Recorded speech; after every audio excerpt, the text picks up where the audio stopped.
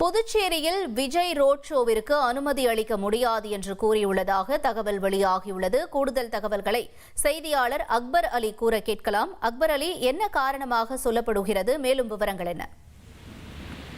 வணக்கம். புதுச்சேரியில் வருகின்ற 5ஆம் தேதி தமிழக வெற்றி கழகம் சார்பில் அதன் தலைவர் நடிகர் விஜய் பங்கேற்கும் ரோடு ஷோவிற்கு அனுமதி கேட்டு புதுச்சேரி தமிழக வெற்றி கழக நிர்வாகிகள் கடந்த புதன்கிழமை புதுச்சேரி காவல்துறை தலைமை அலுவலகத்தில் டிஜிபியிடம் மனு அளித்திருந்தனர்.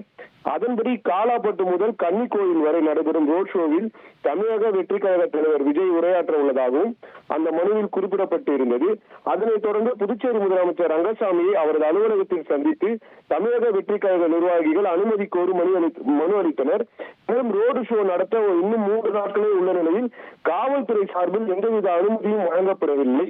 இந்த நிலையில் அனுமதி குறித்து தமிழக வெற்றி கழக பொதுச் செயலாளர் புஷி ஆனந்த் கடந்த சனிக்கிழமை அன்று டிஜிபியை சந்திக்க சென்ற போது அவர் அலுவலகத்தில் இல்லாததால் அன்று மாலை முதல்வர் ரங்கசாமியை நேரில் சந்தித்து ரோடு ஷோவிற்கு அனுமதி கேட்டிருந்தார். அதற்கு முதல்வர் ரங்கசாமி காவல்துறை அதிகாரிகள் மாவட்ட ஆட்சியருடன் கலந்து ஆலோசித்து அனுமதி வழங்குவது குறித்து முடிவு செய்யப்படும் என தெரிவித்திருந்தார்.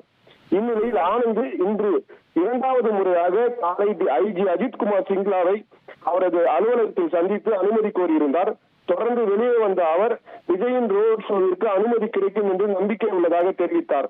இதனிடையே கரூர் சம்பவத்தை காரணம் காட்டி ரோட் ஷோவிற்கு காவல்துறை அனுமதி மறுத்துள்ளதாகவும் வேண்டுமென்றால் பழைய துறைமுக வளாகத்தில் கூட்டம் நடத்தி மக்களை சந்திக்கலாம் என தெரிவிக்கப்பட்டுள்ளதாக காவல்துறை வட்டாரத்தில் தகவல் வெளியாகி இருப்பது தமிழக வெற்றி கழக நிர்வாகிகளிடையே அதிர்ச்சியை ஏற்படுத்தியுள்ளது. உங்களுடைய தகவல்களுக்கு நன்றி அக்பர் அலி.